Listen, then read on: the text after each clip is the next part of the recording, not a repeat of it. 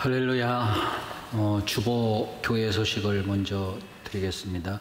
지난주 주일학교 여름성경학교 있었습니다. 수고하신 전사님, 부장님, 또 교사 여러분 진심으로 감사드리고, 특별히 이날 우리 유근창 성도님이 에어바운스 수영장을 제공해 주셨는데 특별히 감사를 드립니다. 모두에게 하나님의 은총과 축복이 가득하기를 기원합니다.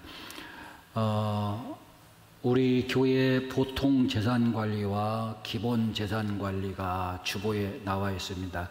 일부 예배 마친 후에 당회와 연석회의에서 이렇게 공동의회에 상정하기로 결정을 했습니다. 여러분이 주보를 꼭 가지고 가셔서 참고하시기 바라고, 이 재산관리에 관한 그런 광고가 나가는 주보는 버리지 말고 꼭 보관하시는 것도 좋습니다. 반드시. 또 우리 이진환 권사님 시어머님 장례식에 여러분 위로에 감사해서 선교 헌금을 드렸습니다. 또 청년부 일일 수련회가 복음의 시작이라는 주제로 다음 주일에 있습니다. 또 교회 도로 쪽 입구 벽면뿐만 아니라 우리 전체적으로 이렇게 좀 리모델링을 이제 시작하려고 합니다. 특별히 이렇게 특별 헌금을 작정해 주신 분도 있고 그래서 얼마나 감사한지 모르겠습니다. 여러분들에게 디자인 공모를 하는데 좋은 그 아이디어가 있으면 컴퓨터 그래픽도 좋고 또는 그 손수 제작한 디자인도 좋고 어떤 방법으로든지 응모를 해 주시면 채택이 되면 아마 고마운 인사가 있으리라 이렇게 생각이 됩니다. 이제 다 함께 임예송 621장 1절 부르심으로 2부 예배 시작합니다.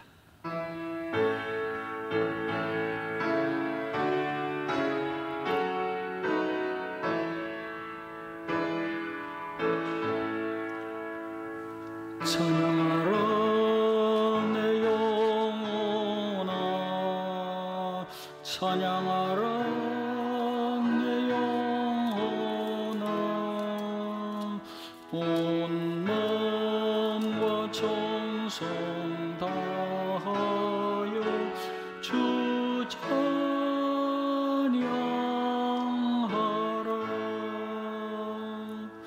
사도신경으로 우리 신앙을 함께 고백합니다. 전능하사 천지를 만드신 하나님 아버지를 내가 믿사오며 그 외아들 우리 주 예수 그리스도를 믿사오니 이는 성령으로 잉태하사 동정녀 마리아에게 나시고 본디오 빌라도에게 고난을 받으사 십자가에 못 박혀 죽으시고 장사한 지 사흘 만에 죽은 자 가운데서 다시 살아나시며 하늘에 오르사 전능하신 하나님 우편에 앉아 계시다가 저리로서 산 자와 죽은 자를 심판하러 오시리라. 성령을 믿사오며 거룩한 공회와 성도가 서로 교통하는 것과 죄를 사해 주시는 것과 몸이 다시 사는 것과 영원히 사는 것을 믿사옵나이다. 아멘. 하나님 말씀 마태복음 25장 28절에서 30절까지 봉독해 드리겠습니다. 마태복음 25장 28절에서 30절입니다. 그에게서 그 1달란트를 빼앗아 10달란트 가진 자에게 주라. 무릇 있는 자는 받아 풍족하게 되고 없는 자는 그 있는 것까지 빼앗기리라. 이 무익한 종을 바깥 어두운 데로 내쫓으라. 거기서 슬피 울며 이를 갈리라 하니라. 아멘. 1달란트 받은 자가 하나님을 오해했습니다. 무엇을 오해했을까요? 하나님을 두려운 분이라.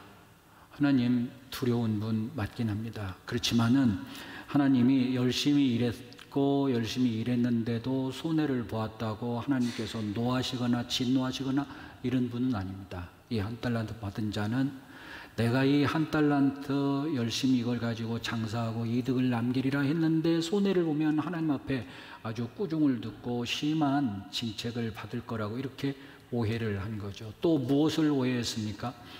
하나님은 일하지 않더라도 괜찮다고 여기신다라고, 일하지 않아도 된다라는 이런 생각을 이 1달란트 받은 자가 했습니다. 그것이 오해죠.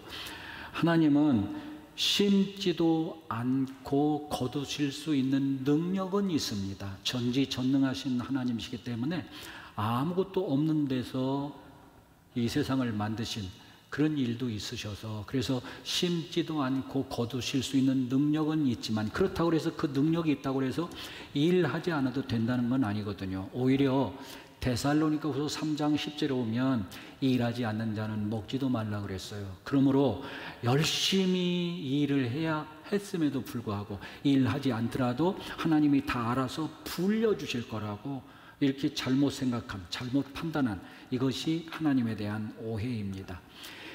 오해라고 하는 것을 알았으면은 즉시 얼른 수정해야 합니다. 그런데 이 1달란트 받은 자는 오해라는 것을 수정하지 않았습니다. 결국은 그 결과 어찌 되었는가 하면 이 1달란트 받은 자 그 있는 것까지도 다 빼앗기게 됐습니다. 뿐만 아니라 바깥 어두운데 내쫓겨서 거기서 슬피 울며 이를 갈게 되는 그런 비극에 처하고 말았습니다. 무슨 얘기입니까? 그의 삶이 절망과 비극에 떨어지고 말았다. 있는 것까지도 다 빼앗기고. 그래서 하나님을 오해할 수는 있습니다. 하지만 그 오해를 빨리 수정하지 않으면 이렇게 큰 낭패를, 큰 손해를 볼 수도 있다고 하는 것을 우리가 알아야 되겠다 하는 겁니다. 우리는 신앙생활을 하면서 때때로 하나님을 이런 경우에 오해하기가 쉽습니다. 하나님이 나를 사랑하시지 않는가 봐. 뭔가 나에게 하나님이 기적 같은 그런 역사, 그런 일 이루시지 않을 때 하나님이 나를 사랑하시지 않는가 봐 라는 그런 오해를 우리가 하기 쉽습니다. 하지만 이건 정말 오해입니다. 하나님은 모두를 사랑하지 않는 사람이 없습니다. 심지어는 호세아서 3장 1절 보면 성경 주제를 한번 띄워보실래요? 이런 말씀이 있습니다. 여호와께서 내게 이르시되 이스라엘 자손이 다른 신을 섬기고 건포도 과자를 즐길지라도 내가 그를 사랑하리니.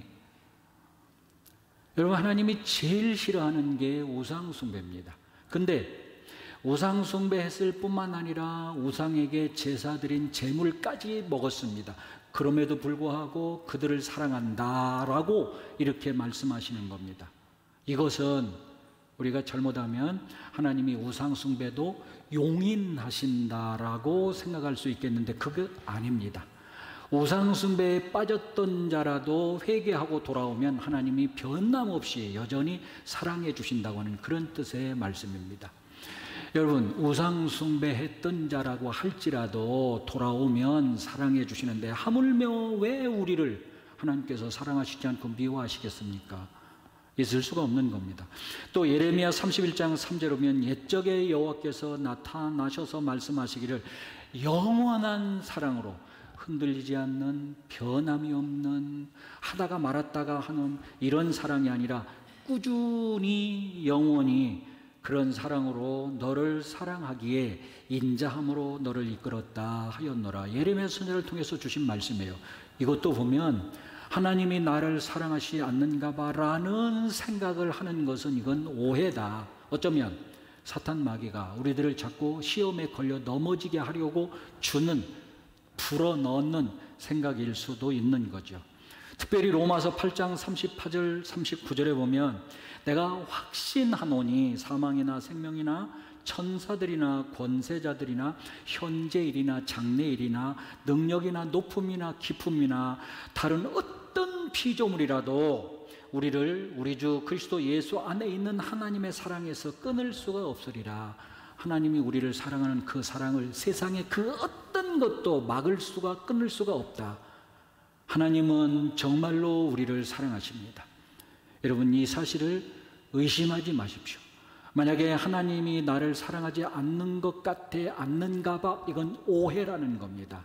이건 마귀가 주는 아주 나쁜 생각이라는 겁니다. 그러므로 하나님이 나를 사랑하신다, 이 사실을 확실히 여러분이 마음속에 간직하고 명심하고 새기고 살아가야 할 줄로 믿습니다. 오늘 설교는 단순히 그냥 설교로만 듣지 마시고 하나님이 특별히 목사님의 입술을 통해서 나에게 주시는 말씀이라고 그렇게 받아들이고 그렇게 믿으시기를 바랍니다. 또 어떤 오해를 우리가 하기 쉬운가 하면 하나님이 내 기도를 안 들으시나 봐. 기도해도 안 이루어지고 기도해도 뭔가 확실하게 달라지는 일이 없고, 그럴 때 이런 생각을, 이런 오해를 하기가 쉽습니다. 하지만 성경 구절 한번 보실까요? 마태복음 7장 8절에 오면 구하는 이마다 그랬습니다.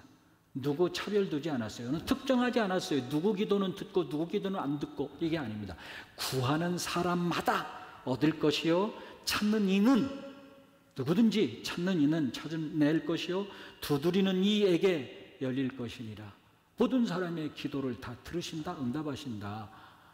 또 요한복음 14장 13절 14절 너희가 내 이름으로 무엇을 구하든지 내가 너희에게 시행하리니 이는 아버지로 하여금 아들을 인하여 영광을 얻으시게 하려 함이라. 내 이름으로 무엇이든지 내가 구하면 내가 행하리라. 다만 이런 게 있어요. 즉각 기도할 때마다 그 즉시 응답하지 않고 하나님께서 하나님의 때를 두고 응답해 주시는 이유 뭘까요? J.I. 패거라고 하는 신학자는 하나님이 우리에게 가르쳐 주셔야 할 것이 너무 많대요. 깨우치고 가르치고 훈련시키고 해야 될 게 너무 많은데 언제 할 거냐? 언제? 고난을 당할 때 그가 하나님 앞에 기도하고 그런 다음에 하나님께서 응답해 주시는 이 텀, 이 기간에 그때 가르쳐주고 그때 깨우쳐주고 그때 훈련시키고 그때 알게 해주고 그러신다는 거예요. 그래서 즉시 응답해 주시면 가르칠 것 못 가르치게 되고 깨우칠 것 못 깨우쳐 주게 되고 훈련시킬 것 못 훈련시키게 되니까, 그러니까 기도와 응답에 상당한 텀을 주고 그때 하신다는 거죠. J.I. 패거라는 신학자는 그리 얘기를 했어요. 그래서 다만 응답이 어느 때냐, 하나님의 때에 응답해 주시는 거 요것만 있을 뿐이지 하나님이 반드시 우리의 기도를 이루어 주시고 응답해 주신다. 그러므로 하나님이 나를 사랑하지 않는가 봐, 이 오해 빨리 수정해라. 하나님이 내 기도 안 들으시는가 봐, 이 오해 이것도 빨리 수정하라. 그렇지 아니하면 상당히 상상외로 큰 손해를 볼 수도 있다 하는 사실입니다. 우리는 하나님을 오해하는 것뿐만 아니라 우리는 곧잘 사람을 오해하기도 하고 또 사람한테서 오해를 받기도 하며 살아갑니다. 우리가 다른 사람을 오해할 때는 간단합니다. 내 오류를 인정하고, 아, 나도 사람이야, 나도 불완전해, 그래서 나도 잘못 볼 수 있고 나도 잘못 판단할 수 있어. 이것을 인정하고 빨리 그 오류를, 그 잘못된 판단을 수정해야 합니다. 그것밖에 없어요. 내가 다른 사람을 오해할 때 이거 해결하는 방법은 얼른 빨리 내 오류가 있을 수 있다는 것도 인정하고 빨리 수정을 해야 된다. 그때 오해를 받을 때, 이 오해를 받을 때는 상대방이 있기 때문에 이건 좀 복잡해요. 어떻게 해야 되느냐? 오해를 받을 때는 바울의 모델이 있고 욥의 모델이 있어요. 사도 바울의 모델은 어떤 거냐? 여러분 고린도전서 4장 3절에 보면 이런 말씀이 있어요. 너희에게나 다른 사람에게서 판단을 받는 것은 내게는 아주 작은 일이라. 나도 나를 판단하지 아니하노니 나를 판단하시는 이는 오직 주님뿐이시라. 여러분 이 말이 무슨 뜻이냐면, 누가 나를 판단하고 누가 나를 비판하고 누가 나를 오해하든지 나는 그거 시큰둥하게 여기겠다. 아주 작은 일이다. 그건 내게는 아주 시시한 작은 일이다. 나를 판단하실 분은, 나를 비판하실 분은 오직 주님뿐이시다. 프랑스의 유명한 철학자 사르트르도 그랬어요. 나를 침몰시키는 것은 타인이 아니라 타인의 시선을 의식하는 데 의식이라고 그랬어요. 저 사람이 나를 어떻게 볼까? 저 사람이 나를 어떻게 판단할까? 이것에 대한 내 생각이 나를 침몰시키는 거지, 저 사람이 나를 침몰시키는 게 아니다는 거죠. 그러니까 너무 지나치게 의식하지 말아라. 너무 지나치게 생각하지 말아라. 그냥 시큰둥해라 하는 거죠. 임마누엘 칸트도 그런 얘기했죠. 그 사람이 나를 판단할 때 그 사람의 판단이 진짜 옳은 판단이냐, 순수 이성 비판을 해봐라. 정말로 아무 오류가 없는, 아무 흠결이 없는 그런 판단일 수 있겠냐. 그러니 그거에 너무 그렇게 연연하고 신경 쓰지 말아라. 오류가 있는 판단이 대부분이고, 순수 이성 비판을 하면 그러면 정말 하자가 없는 그런 비판, 그런 판단이 거의 있을 수가 없는데, 그래서 이래저래 정신건강에도 좋고, 그리고 또 괜히 또 다른 엉뚱한 오해를 낳지도 않고, 이런 장점들이 있으니까 오해를 받을 때 그냥 시큰둥 하라는 거죠. 그렇지만 교만으로 비칠 수도 있습니다. 그것이 또 하나 사람들이 너무 오해를 쉽게 하고 오해를 또 잘 안 풀고, 그리고 또 그 오해가 생각보다 더 큰 부작용을 낳을 수가 있어요. 이것이 문제입니다. 한 예를 드릴게요. 위나라와 조나라가 싸웠는데 위나라가 패했습니다. 그래서 조나라는 위나라에게 조공을 요구했고, 그리고 다시는 조나라를 침략하지 않겠다는 그런 서약으로 문서뿐만이 아니라 당신의 해왕, 위나라의 해왕의 아들 태자를 볼모로 보내라. 그러니 진 나라가, 패배한 나라가 어떻게 조건을 바꿀 수가 없어요. 그래서 위나라는 태자를 조나라의 볼모로 보내게 됐어요. 위나라 해왕은 잠이 안 옵니다. 나열했니 태자를 어찌 적국에 보내서 거기 가서 사람 대접도 못 받고 얼마나 또 고생을 하고 무시를 나가고 그럴까. 그냥 마음이 아파서 괴로워서 잠을 못 자는데, 하루는 방총이라는 아주 똑똑하고 훌륭한 신하가 찾아와서, 폐하, 제가 태자를 모시고 조나라의 볼모로 가서 태자를 잘 받들어 모시겠습니다. 다치지 않도록, 해를 받지 않도록 목숨을 걸고. 그러니 해왕은 방총이 얼마나 고마워요. 자네가 정말 고맙소. 내 자네에게 무엇으로 보답해야 좋겠소. 이 고마운 은혜를 꼭 갚고 싶으니 뭐든지 나한테 요구하면 내가 들어주리다. 방공공. 그러자 방총이, 폐하, 저는 아무것도 괜찮습니다. 무슨 선물도 괜찮습니다. 다만 한 가지만 폐하 요청드리겠습니다. 제가 태자를 모시고 조나라 한단으로 볼모로 가면 분명히 저를 참소하는 자가 나올 겁니다. 그들의 참소를 믿지 마십시오. 그러게 자네 같은 사람을 누가 참소하겠나. 누가 자네를 참소하더라도 내 절대 믿지 않을 것이야. 걱정 말고 가게. 그래서 이 방총이 태자를 모시고 조나라 한단으로 볼모로 갔습니다. 며칠 지나지 않아서 상소문이 올라왔습니다. 보니 방총을 참소하는 상소문이었습니다. 해왕은 거들떠도 안 봅니다. 세상에 이렇게 충신을, 이렇게 고마운 사람을 참소하다니, 이 나쁜 놈이야. 거들떠도 안 봤어요. 얼마 지나지 않아 또 다른 사람이 상소문을 올렸습니다. 방총을 참소하는 상소문이었습니다. 보았습니다. 갸우뚱해집니다. 자꾸 생각이 납니다. 또 얼마 안 있어 세 번째 사람이 상소문을 올렸습니다. 해왕은 거듭되는 고민 끝에 그 상소문을 믿게 됩니다. 방총을 오해하게 됩니다. 자, 336년 BC 조나라 한단으로 볼모로 잡혀갔던 태자가 석방이 됐습니다. 319년에. 그래서 돌아옵니다. 돌아오는데 해왕이 방총에게 서신을 보내서 너는 오지 말아라. 단단히 오해한 거죠. 너는 그 충신을, 세상에 그 고마운 사람을 너는 오지 말아라. 그래서 이 방총은 조나라 한단에서 비참하게 생을 마감하고 말았습니다.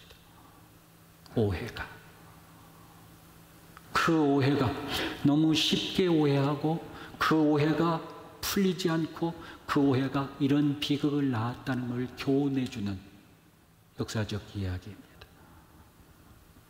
그러니 사도 바울의 모델처럼 판단을, 오해를 그냥 쉽게 시큰둥하고 말아버릴 수가 없는 거예요.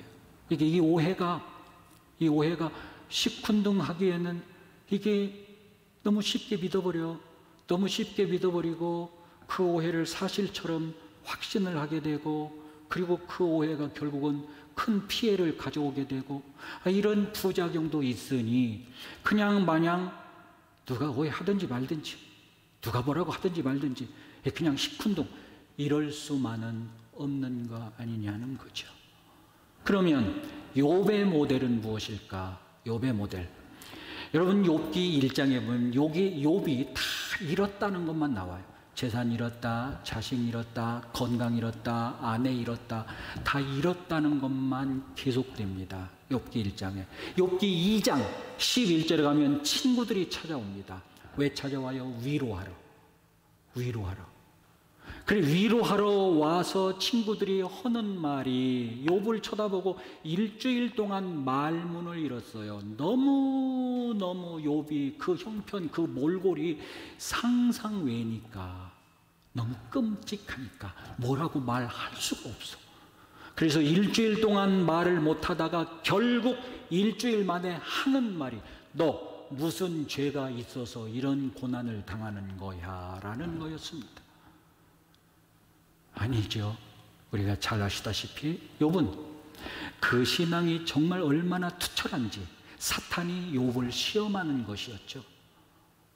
테스팅이었죠. 그런데 너 무슨 죄가 있어서 이런 고난을 당하는 거야? 라는 이 사탄의 오해, 욥의 친구들의 이 오해, 여러분 보십시오. 욥기를 보면 욥이 해명합니다. 해명하는데 이 해명이 욥의 친구들에게 먹혀 들어갑니까? 이해합니까? 수긍합니까? 아니죠. 욥기 2장서부터 욥기 40장까지 41장까지 계속해서 다툽니다. 논쟁합니다. 변론합니다. 그래서 욥과 욥의 친구들 간의 감정의 골만 더 깊어가고 오해만 더 쌓여갑니다. 해명이 반드시 능사는 아닙니다. 어떤 때는 필요하겠지만, 그러나 이 욥의 경우에는 이 해명이 오히려 더 악수였습니다. 악수. 더 친구 사이를 더 벌어지게 만들고, 더 싸우게 만들고, 더 서로 미워하게 만들고. 해명이. 나중에 욥기 42장 1절에 가서 욥이 이제는 하나님은 못하실 일이 없사오며 이루지 못할 계획이 없으시나이다. 오직 기도합니다. 이제는 해명 안 하겠다는 겁니다. 이제는 인간적인 노력 아니라는 겁니다. 오직 하나님께만, 그래서 하나님께만 매달려 기도합니다.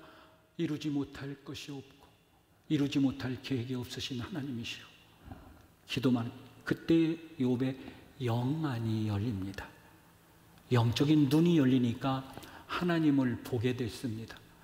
하나님을 보자마자 무엇이 보이냐면 자기가 보였습니다. 지금까지는 욥이 계속해서 친구들하고 논쟁하며 싸운 게 내가 무슨 죄가 있느냐는 거였습니다.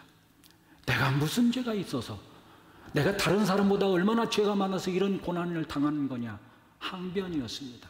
근데 하나님을 보게 되자 영안이 열려서, 내가 이제까지 주께 대하여 소문으로만 들었었더니 이제는 주를 눈으로 보옵나이다.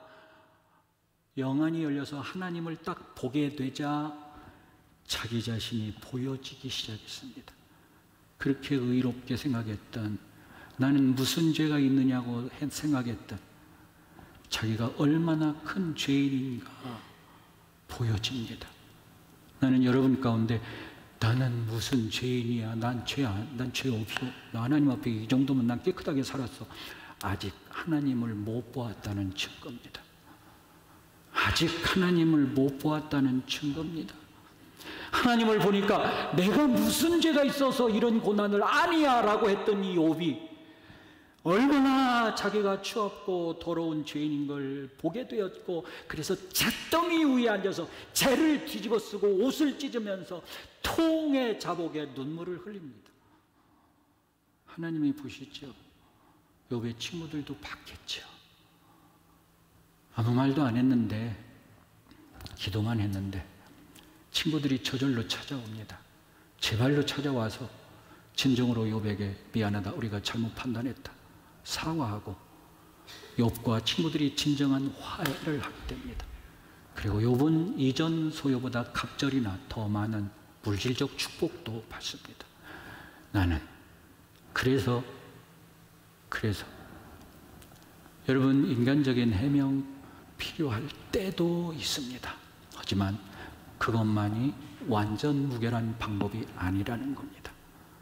하나님 앞에 기도하면, 기도에서 영안이 열리면, 하나님이 보여지면 나를 발견하게 되고, 내가 얼마나 부족한 사람인가를 알게 되고, 그래서 진정한 회개를 하게 될 때 하나님이 인간관계를 풀어놓으십니다. 감동감화 역사하십니다. 그래서 바울의 모델만이 능사도 아니고 욥의 모델만이 능사도 아니고 둘을 절충해서 그때 형편과 처지 상황에 따라 어떻게 대처해야 할지를 하나님 앞에 기도하여 하나님께로부터 응답받아 슬기롭게 처신하며 살아가는 여러분이 되었으면 좋겠습니다. 수많은 오해할 수도 있고 받을 수도 있는데 어떻게 해야 될까?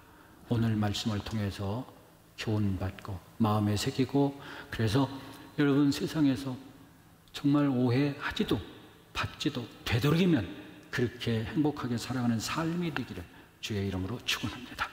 하나님 감사합니다. 주신 말씀 마음에 깊이 간직하고 새기고 우리의 삶의 교훈 삼아 하나님 우리가 밝고 행복하고 명랑한 그런 세상 가꾸어가고 만들어가는 우리 모두가 되도록 도와주옵소서. 특별히 성도들 간에 교통하고 교제하는데 이 오해가 하나님 큰 걸림돌 되지 않도록 도와주시고, 오해하지도 받지도 않는 그러한 정말 복되고 아름다운 성도의 교제 이룰 수 있도록 도와주옵소서.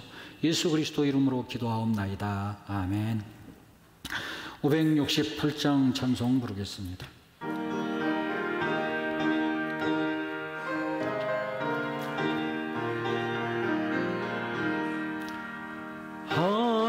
하나님은 나의 목자시니 내게 부족함이 없으리로다.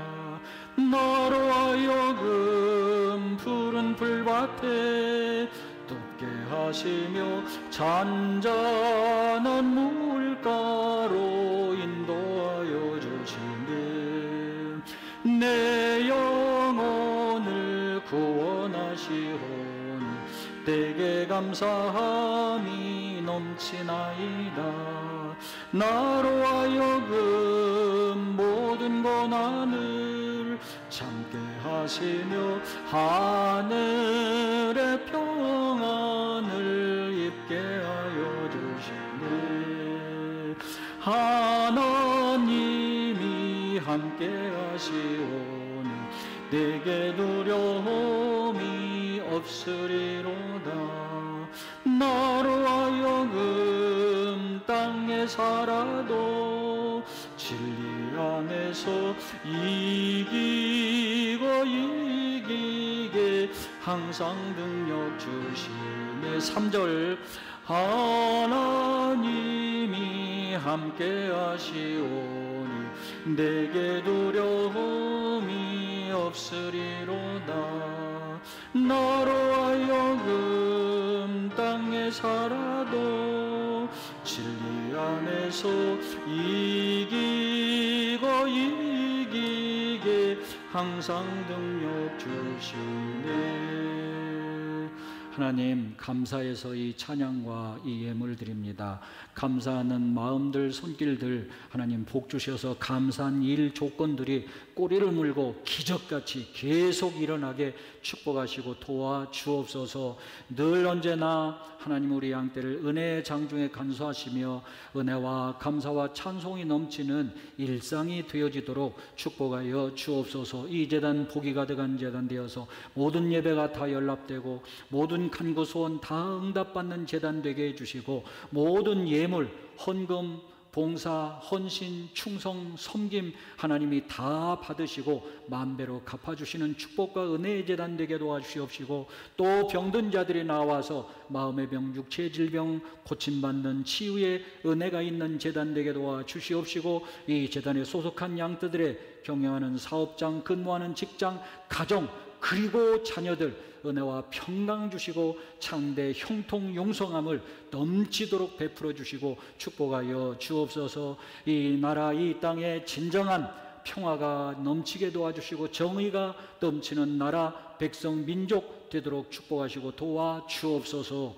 예수 그리스도 이름으로 간절히 기도하옵나이다. 아멘. 이제는 우리 주 예수 그리스도의 충만하신 은혜와 하나님 아버지의 극진하신 사랑과 성령님 감화 감동으로 역사하시며 도우시며 위로하시며 평강으로 축복하시는 은총이 우리 모든 성도들 머리 위에 가정과 자녀들과 생업과 직장 위에 늘 충만토록 함께 하옵시기를 간절히 축원하옵나이다. 아멘.